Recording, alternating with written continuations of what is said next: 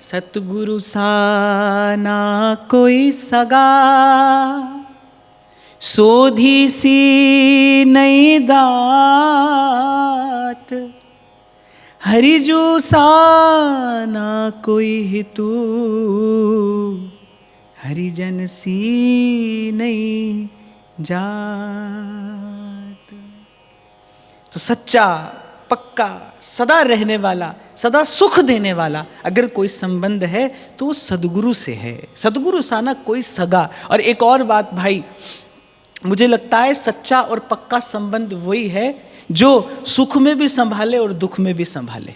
और आप चारों ओर दृष्टिपात करिए, आप देखेंगे पाएंगे संसार सुख में तो संभालता है, पर दुख में कहाँ संभाल पाता है। संभालना चाहे भी तो नहीं संभाल पाता।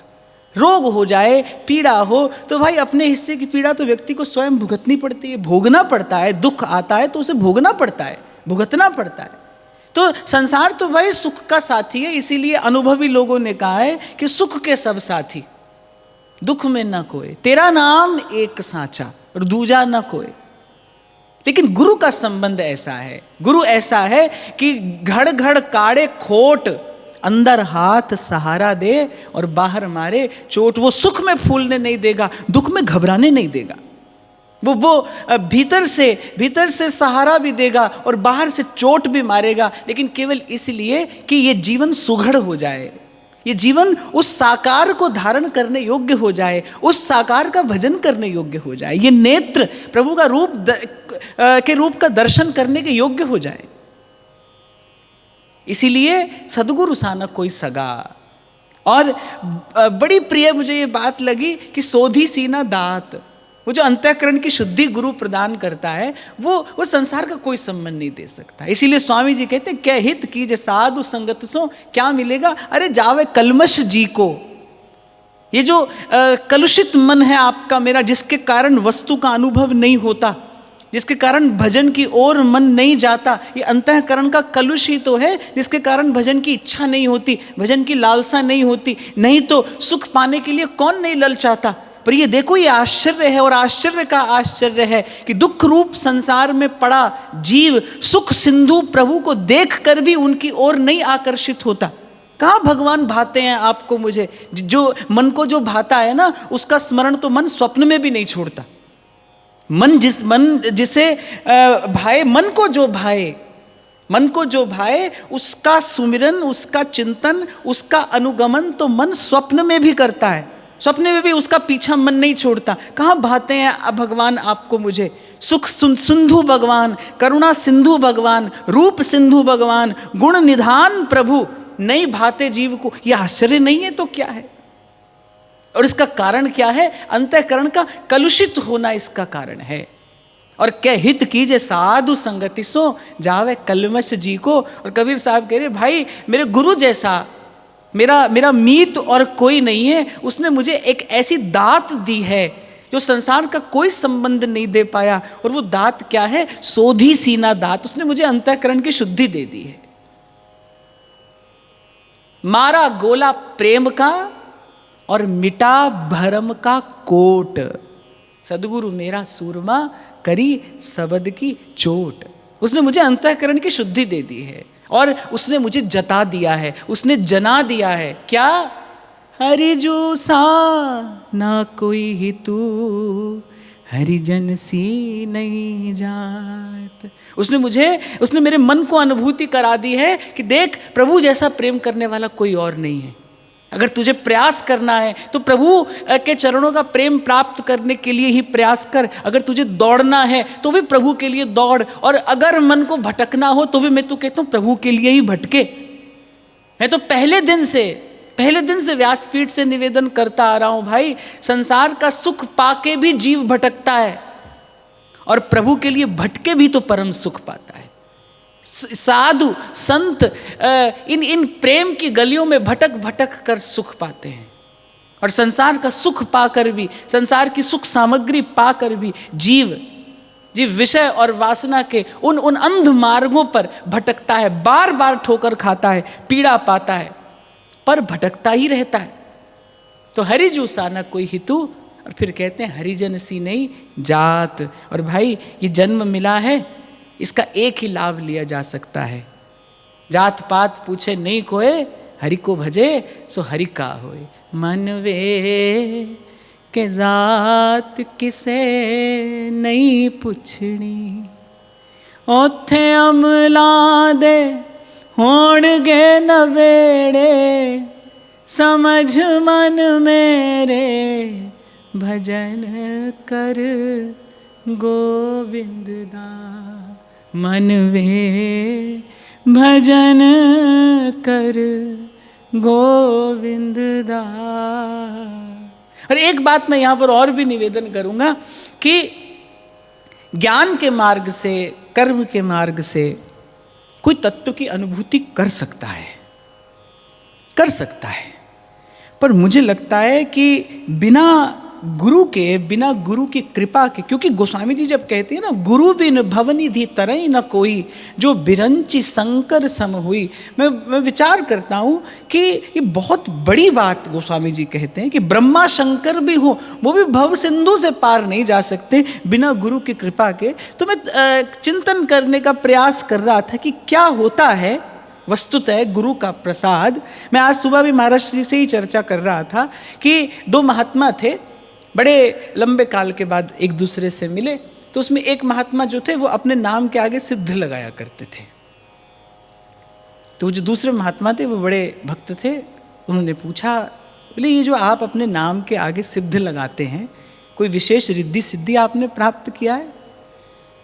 तो महात्मा कहने लगे कि भाई हमने प्रभु को तत्व से जान लिया है, पहचान लिया है, और हम समझते हैं तत्व ज्ञान से बड़ी और कोई सिद्धि नहीं है।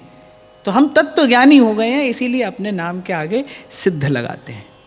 बात तो उनकी ठीक है, तत्व ज्ञान से बड़ी और कोई सिद्धि नहीं है। प्रभु को तत्व से जान लेने के पश्चात और क्या जानना रह जाता है।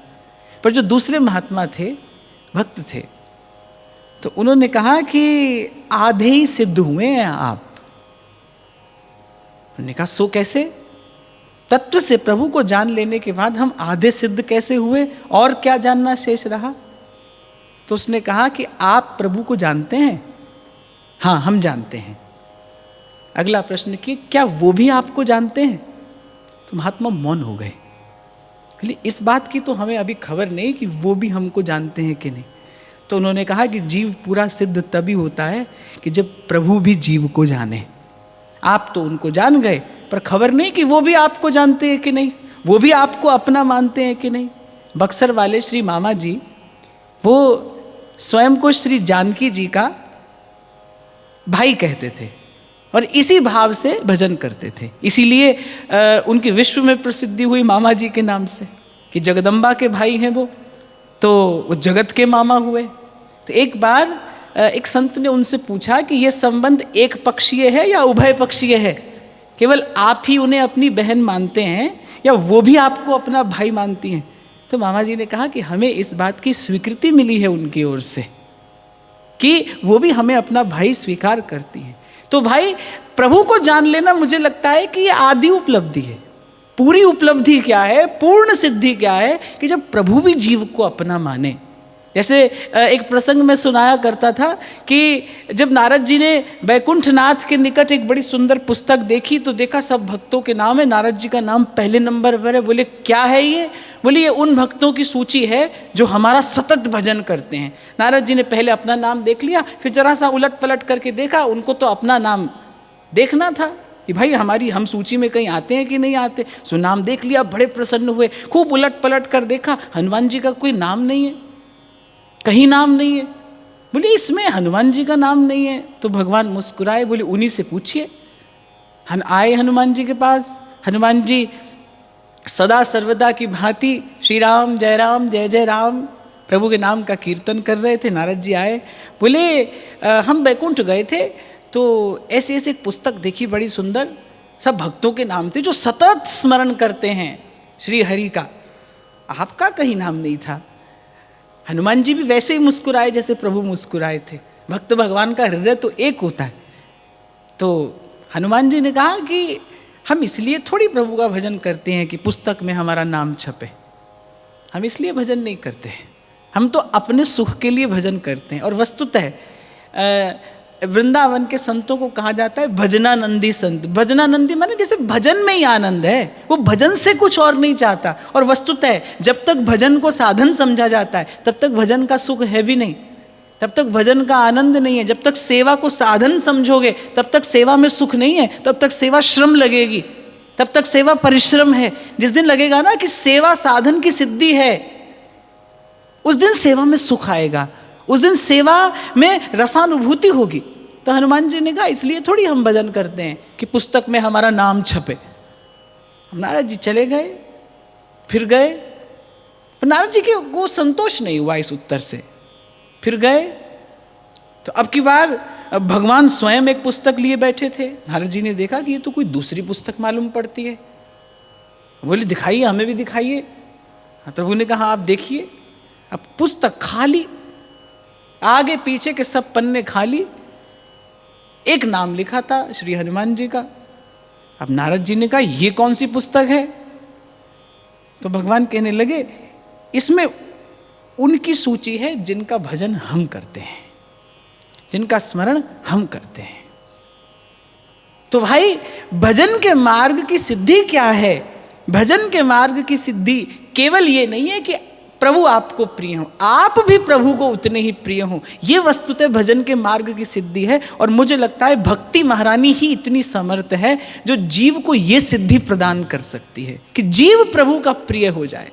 ये जो प्रेम के बस अर्जुन रथ हाँ क्यों भूल गए ठकुराई, राज सुयज्ञ युधिष्ठिर कीना तामे झूठ उठाई, ये जन जो है प्रभु के, ये वस्तुतः सिद्ध हैं, ये पूर्ण सिद्ध हैं, ये पूर्ण सिद्ध हैं कि प्रभु प्रिय हो जाएं और प्रभु को प्रिय हो जाएं। यही वस्तुतः भक्ति मार्ग की परम सिद्धि है। और कबीर जी कह रहे भाई ये जीवन इसीलिए मिला है, कुछ ऐसा कर लिया जाए। जैसे मैं निवेदन करता हूँ ना आपसे कई बार कि भाई कुछ ऐसा कर लो कि किसी संत के हृदय में आपके लिए थोड़ा स्थान बन जाए, आपके गुरु के संकल्प में आपको थोड़ा सा स्थान मिल जाए। पर ये बात भीतर आती नहीं और जीव आत्म परिष्कार का, अंतःकरण के मार्जन का प्रयास नहीं करता। पर मैं एक बात आपको बड़े विश्वास के साथ, भरोसे के साथ कह रहा हूं भाई कि अपने साधन से सफलता नहीं मिलती। कितना ही श्रेष्ठ से श्रेष्ठ साधन क्यों ना हो, अपने साधन से सफलता नहीं मिलती। सफलता सद्गुरु के संकल्प से मिलती है। इसीलिए आचार्य की शरणागति पर इतना बल दिया गया है कि आपका मेरा संकल्प सफल नहीं होगा। इत बौना आकाश फल चाहत है मन माई। बड़ा सुंदर स्पष्ट संकेत ध्रुवदास जी करते हैं कि जो प्रेम का फल जो सबसे ऊंचा लगा है, सबसे ऊंची प्रेम सगाई, वो कह रहे इत बौना आकाश फल चाहत है मन माही, ताको एक कृपा बिना और जतन को नाय। सदगुरु के कृपा के बिना और कोई जतन नहीं है भाई, और कोई विधि और कोई युक्ति नहीं है। इसलिए कर सको तो इतना करो कि कुछ ऐसा हो जाए आपसे कि गुरुजनों के विचार में, उनकी स्मृति में, उनके संकल्प में, उनकी भावना में आपको थोड़ा सा स्थान मिल जाए। गुरु के भाव तक पहुंच हो जाए आपकी, उसके हृदय तक आपकी पहुंच हो जाए। ये जो भक्तमाल का प्रसाद श्री अग्रदेव जी ने दिया नाभाजी महाराज को, इसी विधि प्रसन्न होकर दिया। भगवान की मानसी सेवा कर रहे थे, प्रभु का श्रृंगार कर रहे थे, और उनके एक भक्त का जहाज समुद्र में कहीं अटक गया। वो अपने गुरुदेव श्री अग्रदेव जी को पुकारने लगा। ये अपने गुरुदेव को पंखा झल रहे थे। तो अपने शिष्य की प्रार्थना की ओर, उसकी करुण पुकार की ओर श्री अग्रदेव जी का मन गया और प्रभु के उस श्रृंगार सेवा में किंचित व्यतिक्रम हो गया। जब जहाज छूट गया तो श्री अग्रदेव जी का मन अभी भी उसी शिष्य की ओर लगा था। अपने गुरुदेव से कहने लगे कि अरे आपकी कृपा से तो जीव भव सिंधु से पार हो जाए। वो तो संसार के सिंधु में जकड़ा एक पानी का जहाज था, आपके स्मरण मात्र से छूट गया। आप तो प्रभु की सेवा करिए। गुरुदेव आश्चर्य में पड़ गए। मानसी भावना में प्रभु की सेवा कर रहे हैं, और उसी भावावस्था में देखते हैं कि शिष्य ने हमें पुकारा है। मन चित्त की जो वृत्ति थी वो शिष्य की ओर गई, किंचित सेवा में व्यतिक्रम हुआ, और नाभाजी महाराज जो अपने गुरु को पंखा झल रहे हैं, वो अपने गुरु से कहते हैं कि कृपानाथ, आपकी कृपा से जीव भवसिंधु से पार हो जाता है। संसार सिंधु में अटका एक जहाज कितनी देर अटका रह सकता था। आप तो प्रभु की सेवा करिए, प्रभु प्रतीक्षा कर रहे हैं श्रृंगार की। कहते हैं गुरुदेव चकित हो गए कि इसके मन की गति, कि मेरे मन की गति तक इसके मन की गति हो गई। प्रसन्न हो गए। तब समर्थ जान श्री अग्रदेव आज्ञा दई, भक्तन को जस गाओ, भव सागर के तरन को नाहिन आन उपाओ।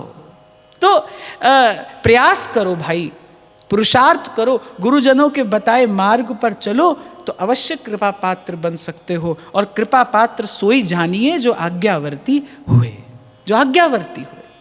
तो कहने का तात्पर्य मेरा केवल इतना है कि भाई इस जीवन की, इस जन्म की, इस जीवन की सफलता, सार्थकता केवल यही है। कैसे भी आए हो, किसी भी कुल में, जाति में आपका जन्म हुआ है, किसी भी परिस्थिति में आप पले बढ़े हो, आपको प्रारब्ध से कैसा भी जीवन मिला है, कैसे भी आए हो, पर प्रभु के होकर जाना, प्रभु का होने के लिए आए हो, ये जन्म का उद्देश्य है। प्रभु का होने के लिए आए हो, ये जन्म का उद्देश्य है। और प्रभु के होकर जाओ, प्रभु के होकर जाओ, यही मृत्यु की सफलता है। जीवन तो जन्म और मरण के मध्य ये अवधि का ही नाम है, पर आए प्रभु से मिलने के लिए हैं और प्रभु के होकर जाएं, यही इस जन्म और जीवन की सफलता और सार्थकता है।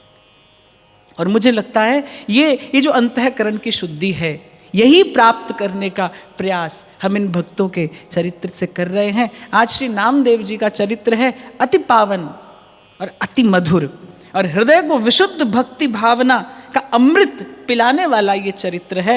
ये अमृत का कुंभ, ऐसा नामदेव जी का ये पावन चरित्र है, निर्मल चरित्र है। और मुझे बहुत प्रिय है। श्री नामदेव जी के चरित्र का आरंभ करते हैं। एक बार हरि नाम का उच्चारण कर लीजिए। जय जय श्यामा, जय जय श्याम, जय जय श्री वृंदावन धाम। जय जय श्यामा, जय जय श्याम, जय जय श्री वृंदावन धाम। जय जय श्यामा, जय जय श्याम, जय जय श्री वृंदावन धाम। जय जय श्यामा, जय जय श्याम, जय जय श्री वृंदावन धाम। जय जय श्यामा, जय जय श्याम, जय जय,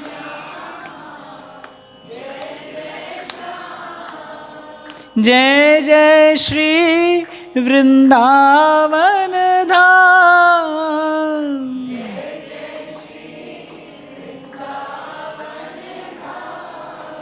जय जय श्यामा, जय जय श्याम, जय जय श्री वृंदावन धाम। जय जय श्यामा,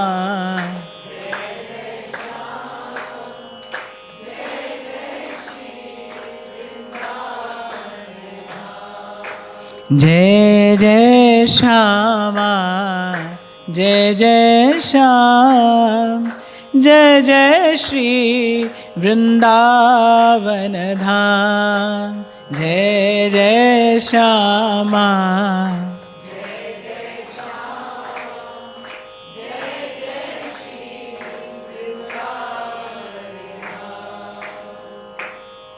नामदेव प्रतिज्ञा निर्वही, ज्यों त्रेता नर हरिदास की।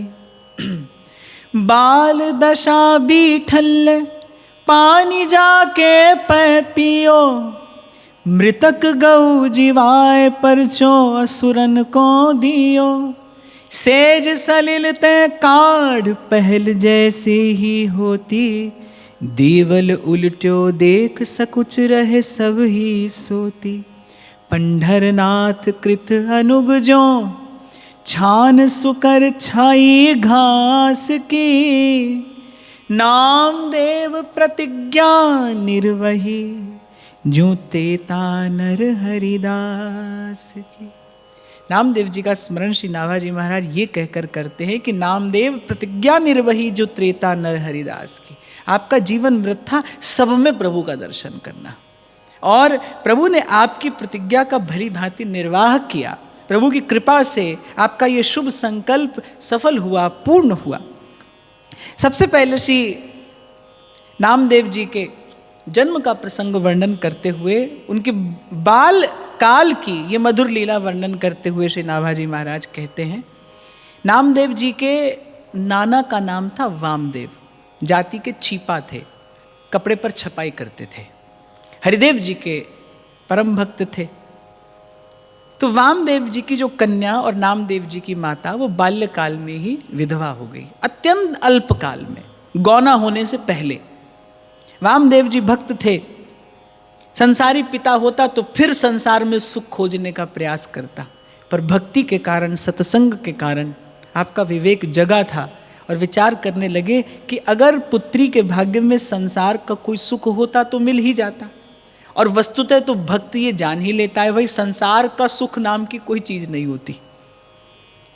देखो ये कितनी बड़ी माया जनित एक भ्रमणा है कि जीव खोज रहा है क्या संसार में सुख, संसार का सुख, जबकि संसार का सुख नाम की कोई वस्तु नहीं होती। संसार का सुख होता ही नहीं, संसार में सुख होता ही नहीं। होता तो नानक दुखिया सब संसार क्यों कहते, भगवान दुखालयम शाश्वतम क्यों कहते। तो पिता विवेकी थे, उन्होंने कहा कि भाई निश्चित रूप से प्रभु इस कन्या का जन्म जीवन सफल करना चाहते हैं, अगर संसार के किसी तथाकथित अल्पकालिक सुख की प्राप्ति इसे होनी होती तो अभी हो जाती। यदि एक बार असफल हुआ है तो जीव कम से कम उसके पश्चात तो प्रभु के सन्मुख हो जाए। पर आपके मेरे जीवन की विडंबना ये है कि बार बार संसार से असफल होने के बाद भी हम प्रभु के सन्मुख नहीं होते, नहीं होना चाहते। बार बार जीव ढुर ढुर जाए उसी संसार के विषय सुख की ओर। पर पिता बड़े विवेकी थे, संस्कारी थे, जान लिया अत्यल्प काल में कन्या का विधवा हो जाना। पिता को एक बार तो पीड़ा हुई, पिता को एक बार तो चिंता हुई कि पहाड़ जैसा जीवन कैसे कटेगा, पर वो जो भजन जन्य जो विवेक था, वो जो संस्कार था, पिता ने निश्चय किया और कन्या को भक्ति का उपदेश किया कि बेटी सब नाते अब तो इन्हीं के चरणों से जोड़, क्योंकि जीव को परम सुख प्रदान करने वाले सुख सागर स्वयं हैं। इसके अतिरिक्त सुख की आशा लगाना ही सबसे बड़ा दुख है, इसके अतिरिक्त सुख की आशा लगाना ही सबसे बड़ा भ्रम है, सबसे बड़ा द्वंद्व है, यही सबसे बड़ा बंधन है। कन्या भी संस्कारी थी, लग गई प्रभु के भजन में, सतत प्रभु का दर्शन करती, प्रभु के नाम का कीर्तन करती, उच्चारण करती, और ब्रज गोपांगनाओं की कथा, उनका चरित्र बड़े प्रेम से चिंतन करती, श्रवण करती, और ब्रज गोपांगनाओं के चरित्र का चिंतन करते करते गोपी जैसा ही भाव उस कन्या के हृदय में स्फुरित होने लगा। ब्रज गोपियां जिस प्रकार मनसा वाचा कर्मणा कायेन वाचा मनसेन्द्रियैर्वा, जिस प्रकार मनसा वाचा कर्मणा सर्वात्म रूप से समर्पित हो गई ब्रजराज कुंवर के चरणों में, उसी प्रकार उस कन्या ने भी अपने आप को, स्वयं को मन वचन कर्म से श्री कृष्ण के श्री चरणों में समर्पित कर दिया। और भाई ये यथा माम प्रपद्यन्ते तांस तथैव भजाम्यहम्, हम, ये भगवान की प्रतिज्ञा है कि जो जैसा हमारा भजन करेगा हम उसे वैसा ही उत्तर देंगे। या फिर भगवान तो कहते हैं कि जो मेरा जैसा भजन करता है फिर मैं भी उसका वैसा ही भजन करता हूँ। कन्या प्रेम की आशा लिए, प्रेम की अभिलाषा लिए श्री कृष्ण के चरणों की ओर, कभी उनके मुख की ओर देखती, प्रभु की कृपा की प्रतीक्षा करती करती प्रभु ने कृपा की, प्रभु ने अनुग्रह किया। और जैसे ही प्रभु के स्वरूप का दर्शन हुआ, ऐसे ही प्रभु की रूप माधुरी का पान किया कन्या ने, वही उसी प्रकार प्रजांगनाओं जैसा भाव उसके हृदय में स्फुरित हुआ। और भाई मुझे लगता है कि संतों ने अनुभव करके ही कहा है, चींटी के पग नूपुर बाजे तो भी साहेब सुनता है, बिन बोले सब किछ जान। प्रभु के सन्मुख हुए, कन्या के सन्मुख हुए जब प्रभु जान ली उसके मन की बात, इसके मन की इच्छा क्या है, और प्रभु ने मन का मनोरथ पूर्ण किया। पूर्ण रूपेण उसे मनसा वाचा कर्मणा स्वीकार किया, अंगीकार किया। और एक बात मैं यहाँ आपको और निवेदन करना चाहूँगा कि बिना भक्ति के मर्म को जाने, भक्त के चरित्र का श्रवण करके कभी अपने मन में कोई संशय का या अन्यथा भाव नहीं लाना चाहिए। कर्तुम अकर्तुम अन्यथा कर्तुम भगवान है, और भक्त के मन का मनोरथ पूर्ण करने के कारण ही उनका नाम भक्तवांछा कल्पतरु है। भगवान कौन है? भक्तवांछा कल्पतरु, भक्त के हृदय की अभिलाषा पूर्ण करने वाले। तो कन्या के मन में इच्छा हुई प्रभु को पति रूप में प्राप्त करने की, और भगवान ने कन्या का मनोरथ जैसा का तैसा पूर्ण किया। समय रहते प्रभु की कृपा दृष्टि से कन्या को गर्भ रहा, और जब पिता ने देखा कि कन्या गर्भवती है तो एक बार तो लोक निंदा के भय से बड़े चिंतित हुए, और जो निंदक थे उनका तो मन भाया हो ही गया, कन्या विधवा है और गर्भवती कैसे हो गई। पर वामदेव जी विवेकी थे और कन्या संस्कारी थी। भाव से प्रभु के निकट गए, प्रभु ने समाधान कर दिया, किसी भी प्रकार से संकोच मत करो, और इस कन्या के प्रति कोई भी अन्यथा भाव लाने वाला कन्या का, मेरे भक्त का अपराधी होगा। ये कन्या मनसा वाचा कर्मणा शुद्ध है, पूर्ण रूपेण मेरे चरणों में समर्पित है, इसके मन की आशा अभिलाषा मैंने पूर्ण की है। कन्या ने प्रभु का जब दर्शन किया, उसके मन में प्रभु को पति रूप में प्राप्त करने की इच्छा हुई, और प्रभु ने अपनी लीला का विस्तार करने के भाव से ये लीला रच दी, और लीलाधारी उनका नाम है। और जो भगवान के भक्त है ना भाई, वो प्रभु की लीला का दर्शन करके आनंदित होते हैं, बिना बुद्धि लगाए वो इतना गा देते हैं, ओ तेरी माया का ना पाया कोई पार, कि लीला तेरी तू ही जाने। और जैसे अमृत की बेल पर अमृत फल आता है, विष की बेल पर विष फल आता है। प्रभु की लीला कोई भी हो, कैसी भी हो, उसका फल प्रभु की कृपा है, उसका फल प्रभु का अनुग्रह है। प्रभु ने लीला का विस्तार करने के व्याज से कन्या के मन के मनोरथ को पूर्ण किया, और अपनी कृपा दृष्टि से कन्या को वो बीज प्रदान कर दिया जो उसकी कोख में पलने लगा। पिता का समाधान हो गया। प्रभु ने पिता से कहा कि इस कन्या के विषय में कोई भी अन्यथा भाव न लाना, ये पूर्ण रूपेण मेरे चरणों में समर्पित है, और इसकी कोख में जो बालक पल रहा है उस बालक का पिता स्वयं मैं हूं। उस बालक के माध्यम से कलयुग के जीवों का उद्धार होगा। इस कन्या की कोख से कोई और नहीं, मेरा ही अंश इस संसार में प्रकट होगा, जो कलिवल ग्रसित जीवों को भक्ति का, प्रेम का, भाव का मार्ग दिखाकर उनका कलयुग के कूप से, अंधकूप से, उस तम कूप से उद्धार करेगा। समय आने पर श्री नामदेव जी का प्रागट्य हुआ, और प्रभु का अंश है, स्वभावतः प्रभु की ओर आकर्षण। जब श्री वामदेव जी प्रभु की सेवा करते तो वो नन्हा सा बालक नामदेव बड़ी भाव भरी दृष्टि से नाना वामदेव की एक एक क्रिया को देखता। और भाई, भक्त कौन है? राम काज करीबे को आतुर। मुझे लगता है भक्त की परिभाषा क्या है? जो सदा प्रभु का कार्य करने को आतुर हो, वही प्रभु का भक्त है, वही प्रभु का सेवक है। तो सदा प्रभु की सेवा की आशा अभिलाषा लिए नामदेव जी लकड़ी के छोटे छोटे टुकड़ों को वस्त्र ओढ़ा देते और उन्हें भोग लगाते, और बस इस बात की प्रतीक्षा करते कि कब मैं इस योग्य हो जाऊंगा कि नाना जी की भांति भगवान के उस सर्वांग सुंदर श्री विग्रह की सेवा करके और सेवा का सुख प्राप्त करूंगा। भक्त के हृदय का भाव भगवान ने जान लिया। एक बार नाना जी को 3 दिन के लिए कहीं जाना था, तो उन्होंने नामदेव जी से कहा, देखो तुम सदा कहते हो कि कब तुम्हें सेवा प्राप्त होगी, कब तुम्हें सेवा प्राप्त होगी, हम 3 दिन के लिए कहीं जा रहे हैं। 3 दिन बड़ी सावधानी से प्रभु की सेवा करना, प्रभु को भोग निवेदन करना, और प्रभु को भोग लगाए बिना पाना नहीं, भली प्रकार से इनकी सेवा करना। 3 दिन के पश्चात मैं आऊँगा और इनसे पूछूंगा कि कैसी सेवा तुमने की। यदि उचित रीति से तुमने सेवा की तो तुम्हें इनकी सेवा का प्रसाद प्रदान कर दूंगा। नामदेव जी का तो मन भाया हो गया। अब जब नाना जी गए तो प्रातःकाल उठकर बड़े भाव से स्वयं स्नान किया, सेवा के लिए तत्पर हुए, तैयार हुए, प्रभु का सुंदर श्रृंगार किया और प्रभु को निवेदन करने के लिए दूध औटाया। बड़े चाव से दूध औटा रहे, बड़ी देर तक दूध औटाते रहे और विविध उपचारों से उसे सुसंस्कृत करके प्रभु के सन्मुख निवेदन किया। अब नाना जी तो भाव से ही प्रभु को भोग लगाया करते थे, पर नन्हा सा बालक निश्चल मन, नाना की बात कान में थी कि भोग लगाना सावधानी से लगाना और प्रभु को पाए बिना पाना नहीं। पहला दिन बीत गया, प्रभु ने भोग नहीं पाया।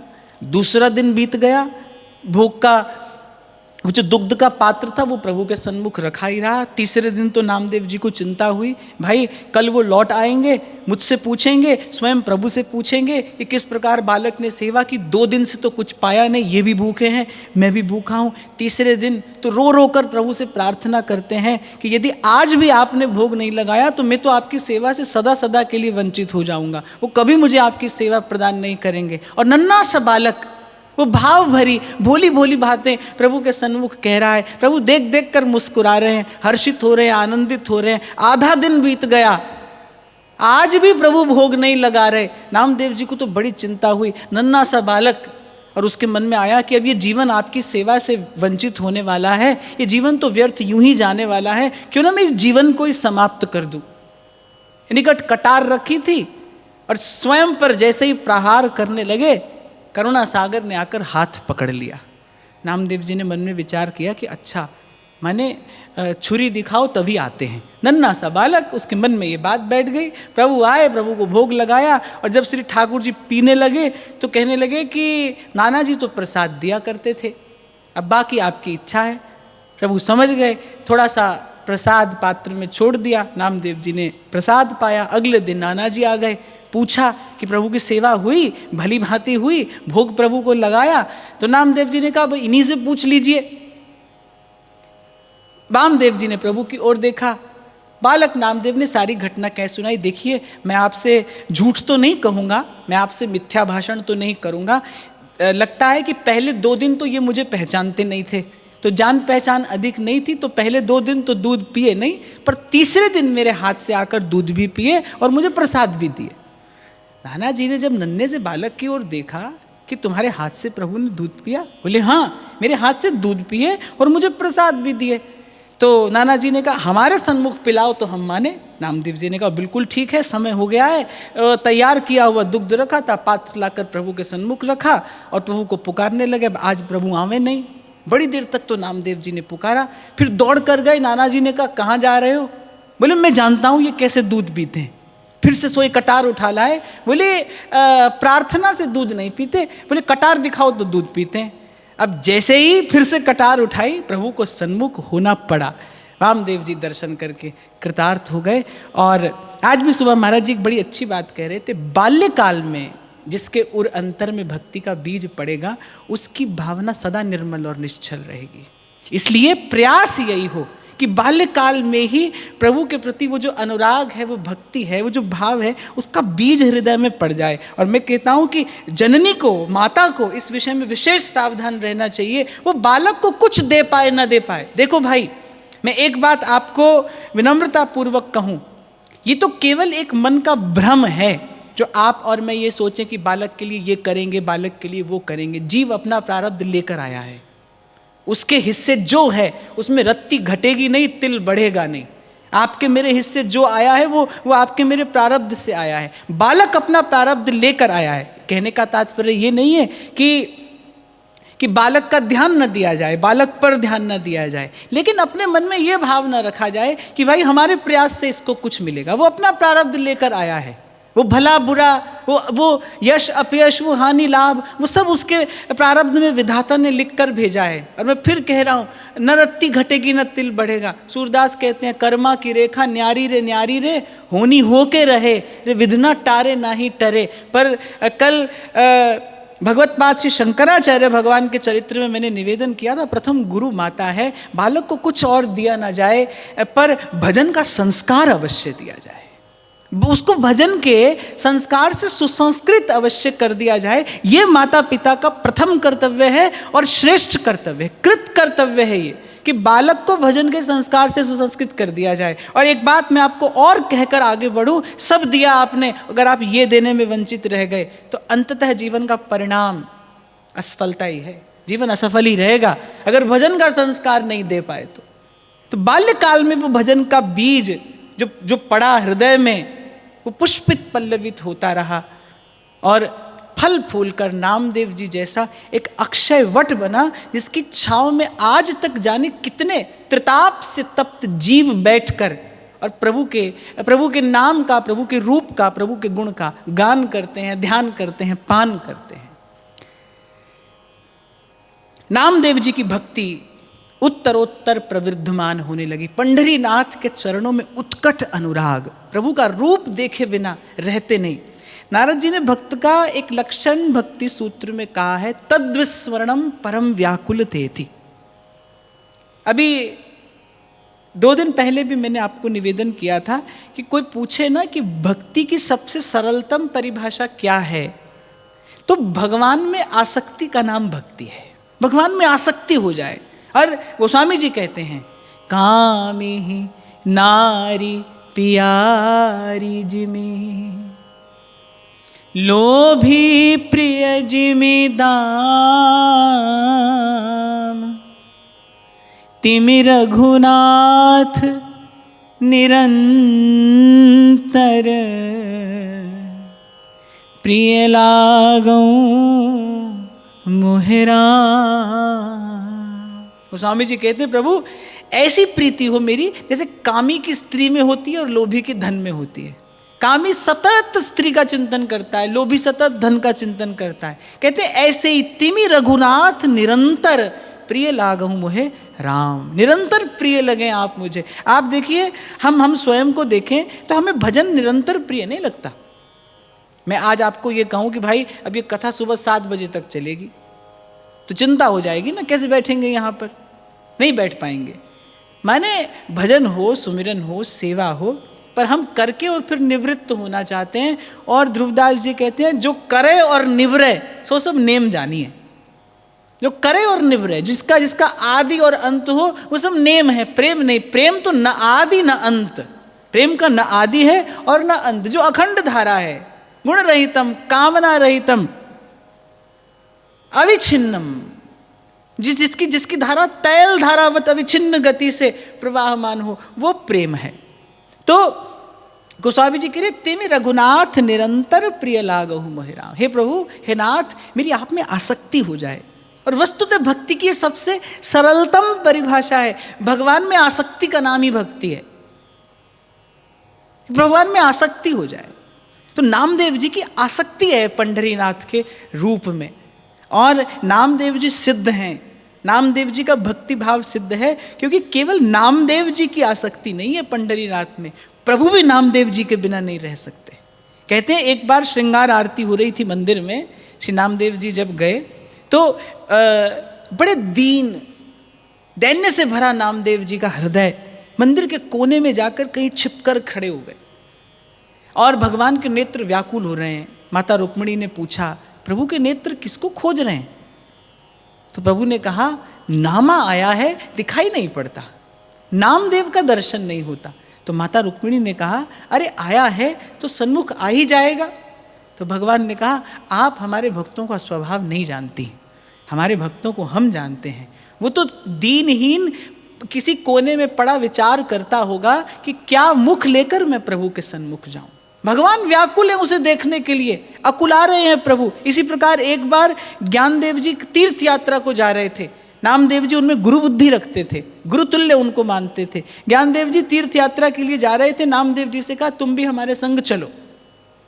नामदेव जी की जाने की इच्छा नहीं थी, क्योंकि नामदेव जी कहते थे, सारे तीर्थ धाम आपके चरणों में। पंढरीनाथ का दर्शन करके नामदेव जी को आत्म संतोष, आत्म तृप्ति, आत्म ज्ञान, पूर्ण भक्ति प्राप्त हुई थी। उनके लिए सब तीर्थ उनके पंढरीनाथ के चरण हैं। प्रभु का दर्शन उनके लिए सब तीर्थों का स्नान है। तो पर ज्ञानदेव जी को सीधे सीधे ना भी नहीं कर पाए, तो नामदेव जी ने कहा कि प्रभु से आज्ञा ले लीजिए। ज्ञानदेव जी भगवान पंढरीनाथ से आज्ञा लेने जब गए, अब ज्ञानदेव जी का भी आदर करते हैं प्रभु, तो ना तो सीधे सीधे नहीं किए, लेकिन इतना चलते चलते कह दिए कि ये बड़ा भोला है, इसकी संभाल रखिएगा। और जब ज्ञानदेव जी मुस्कुराकर चलने लगे तो प्रभु ने पीछे से आवाज देकर कहा, और सुनिए, इसे जल्दी लौटा लाइएगा। अर्थात केवल नामदेव जी व्याकुल नहीं होते पंढरीनाथ का दर्शन करने के लिए, प्रभु भी ऐसे ही व्याकुल हैं नामदेव जी का दर्शन करने के लिए। ऐसी भक्त की भक्ति, ऐसी भक्त की भक्ति ही वस्तुतः इस मार्ग की सिद्धि है, परम सिद्धि है।